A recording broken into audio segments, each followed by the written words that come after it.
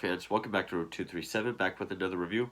As I continue my sort of marathon of more extreme horror, more extreme films, I'm still waiting on those last three to come in. I'm not sure when they'll be here, but I did pick another one up today. I did do a few pickups, one of which I've been wanting to get this for a while. I can't show the cover, but the book of 120 Days of Sodom. Excited because I heard the book is more graphic. But this is another film that I've heard be on some people's shocking, disturbing, extreme lists. It's another one from Unearthed, which I should count all the Unearthed films I picked up in the last 4 to 6 weeks or so. And for this one, we're going to Hong Kong. This is from 1993. It's a film I had heard of. I didn't know too much about. Somewhat familiar with the true story that it's...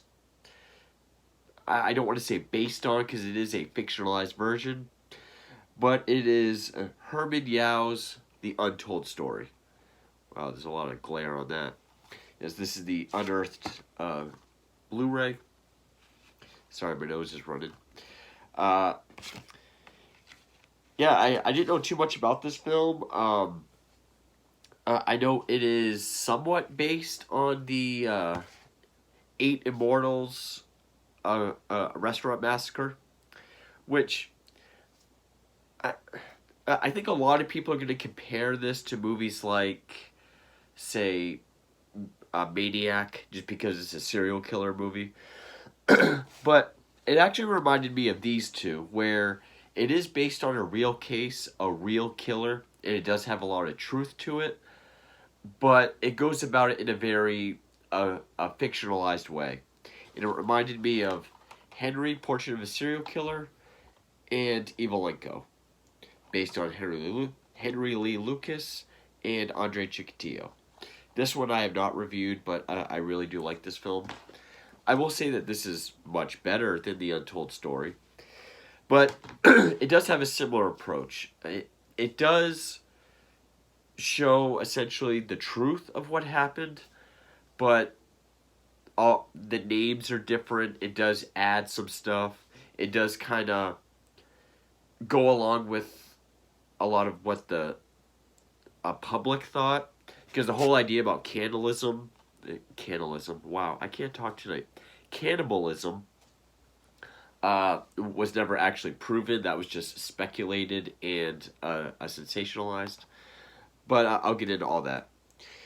So yeah, this was directed by Herman Yau, who I think did a bunch of action films, but he directed one that I do want to pick up called The Ebola Syndrome, which also stars Anthony Wong of this film, which he was in a bunch of action films as well. And also stars Danny Lee, which it was written by Law Kim Fei and Sammy Lau. Cho Wai Ki did the cinematography. Jonathan Wong did the music. Released May 13th of 93. And yeah, based on the Eight Immortals restaurant murders. Apparently there's 2 sequels. Untold Story 2, that has Anthony Wong coming back as the same character, and Untold Story 3, where he returns as a different character. Now, so yeah, basically I guess to talk about the Eight Immortals restaurant murders, there was this guy who, his name was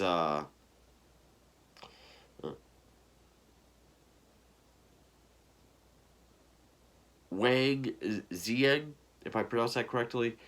He murdered a family of 10 people on one night on August 4th, 1985. A number of them were kids, and it was over a gambling debt. And then he took over the family's restaurant. Then he was arrested when people found just limbs. There was just limbs that was washing up on the shores. And that led to speculation that he was saving the meat and serving it at the restaurant. And that's basically the premise. I mean, like I said, it does take a lot of fictionalized ideas, which it opens up with the murder from 1978, which in reality his first murder was in 73. And I mean, right in this opening shot, we get Anthony Wong just looking crazy. His performance is definitely the driving force of this film. You totally buy him as a completely deranged psycho. But in this, it takes place in 78. Then we jump ahead to 86, which was actually a year after the real murders. Yeah, this is not a movie that, like, if you're studying the actual case, this isn't the movie that you want to watch. Even though there is still a lot of truth to it. Again, it's a fictional film.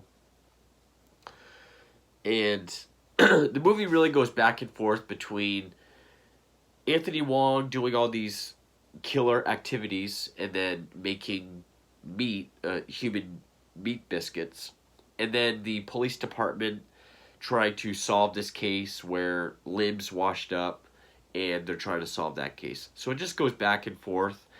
And then, like, the third act is really his arrest and the torture he goes through into a confession. And I really like this film. It has a very low budget look to it, which I really enjoy. The violence, as gory as it can be at times, it's very stylish. A lot of times there's more implications, which can make it more effective. Uh,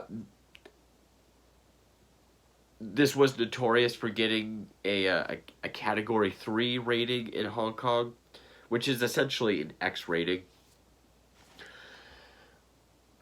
But, I mean, is it the most extreme movie I've seen? No. But it's more effective than I was expecting.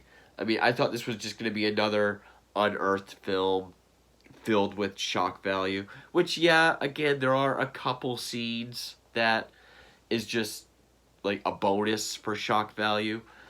But even when it gets dead serious, like at the end, his confession, and we see it in flashback, it's very well done, and it does go to some dark places.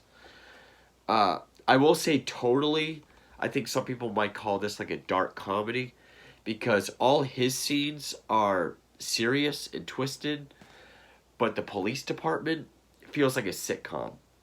And just you got Danny Lee as like the superior officer, then you got three male detectives and then a female, and there's just this one, they all just have banter together, and there's this running gag that the superior officer always has hookers, and they're all super attracted to them. She's kind of a tomboy, so they just make jokes about how unattractive she is, and then she makes jokes about how dumb they are. Which, oddly enough, so you have like this kind of shocking dark movie where there's a lot of comedy with law enforcement, similar to Last House on the Left, except this does have some genuine laughs in it, where the cops in Last House on the Left is not funny. It's just really stupid. But in Last House, that was purposely done for levity, whereas here, I'm not sure what they were going for. It doesn't feel like levity. It doesn't feel like they're doing it to lighten the mood or to, not have such a dour movie. It doesn't feel like that. It is kind of a nice balance, though. Even if it's not always funny, it was kind of a decent balance. As, like, the first victim, it catches him cheating at mahjong, so he takes one of those desk things, like the thing that you poke notes through, stabs him in the eye, beats him to death with the soup ladle, I think it was. And Yeah, at first the limbs that they find does look kind of hokey. It looks like latex gloves filled with whatever. But when he's hacking this guy up, it looks decent. I mean, he he hacks his limbs off, then he cuts off, like the thigh and ass meat, puts it all in the meat grinder. We see the meat come out. And when he just has like the bloody bones piled up, it looks pretty gnarly. It looks good. Throws everything away in the garbage, and then he makes these meat biscuits that when the police find him as a lead, because he took over this restaurant after he killed the family, they go over, they eat the biscuits, they love them. They question uh, one of his female employees that works at the desk. He thinks that she sold him out, so he attacks her. And this is one of the added shock value scenes where it is a sexual assault scene, which it does go on for a while, and it just the way it's done, it feels more brutal and effective than a lot of scenes of its kind. Like take a movie that tries to be as brutal as possible, like say Gutter Balls or something. This, just the way it did the music and the way it's shot, a lot of it is more implied. I mean, like when he grabs her tits, it looks like he's actually squeezing. But like with every thrust he does, there's like a sting of music and just like her jerking reaction. It's it's played off very well. It's more implied but effective. And then he grabs a handful of chopsticks, and we get this shot from below the table. He stabs her between the legs with the big bundle of chopsticks. And I do like the shot from under the table where when he pulls it out, we just see the blood gush out and her legs drop. Then he does the same thing to her and her remains. And then the cops question him again. They find him in a lie. They arrest him. And so, and then it's just about him being tortured in prison because the family's the father of the family, his brother is in there. They beat the piss out of him. Actually, stuff his head in the toilet, then piss on him. Then he gets taken out, and then he gets tortured into a confession by the police. Get injections to keep him awake, get injections to give him boils on his back so he can't lay down. And then he gives the confession, which is all told in flashback. So yes, in real life, there was a gambling debt in 1985 where he killed 10 family members. I think in real life there was only 3. I think there was 4 kids. One was 18. I think one was 12. Then I think there was like 10 and 7-year-old or something like that. In this, it makes it look like there's 4 or 5 young kids, like young children. But there was 18, 12, 10, 9, and 7. Okay, the movie made it look like they were all young kids. And then the grandmother or a grandmother is killed as well. And I mean, we see him killing the kids in this. I mean, he stabs them. He's got ligatures around their necks so tight that they just start bleeding, while he's just like running around crazy, because they won't pay him for a gambling debt. They think he cheated. So, I mean, seeing him brutally kill young kids, that's something you don't see quite often. So yeah, it goes to some dark places. And yes, he did dispose of the bodies either in water or in the garbage. Limbs were found. That's what led them to think he was making and serving food, especially since he worked in a restaurant. He did take over the restaurant in real life. And, he tried to escape, which this shows, tried to escape the hospital, tried to commit suicide twice, which this shows. In real life, it was with the bottle cap. Here, it's with the can tab. So really, the only thing they really added was the two victims in the restaurant. The guy with the thing in his eye and the female that he raped. Which, if you're going to go for something that's just sheer shock value, but still tell a true story, it's less exploitative if you go this fictionalized route. I mean, there's stuff in Henry that definitely did not happen. Especially like the ending with what happens to Otis. But, by going into a more fictionalized route, it is less exploitative. It's more respectful to just kind of change all the names. Keep the story as true as possible, but you can add whatever you want as long as you kind of change the years, the names, make it feel like a more original story. Yeah, I think that was the best way to go with it. The music, other than when he's killing or whatever, is very minimal. I thought it worked. I love the low budget cinematography. But really, what sold the movie for me was Anthony Wong's performance. I mean, he, again, just like that Andre Chikatilo opening, I really buy him as just like a deranged psycho killer. And also, they were able to link him to a murder in 1978 in Hong Kong. In real life, it was 1973.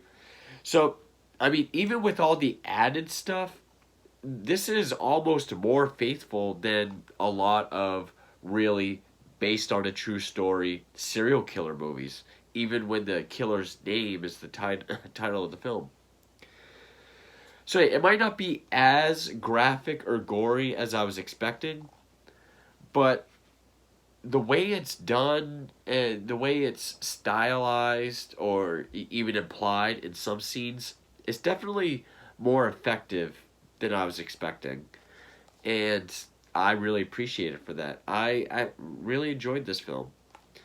I can definitely put this up there with the likes of other the fictionalized true story killer movies.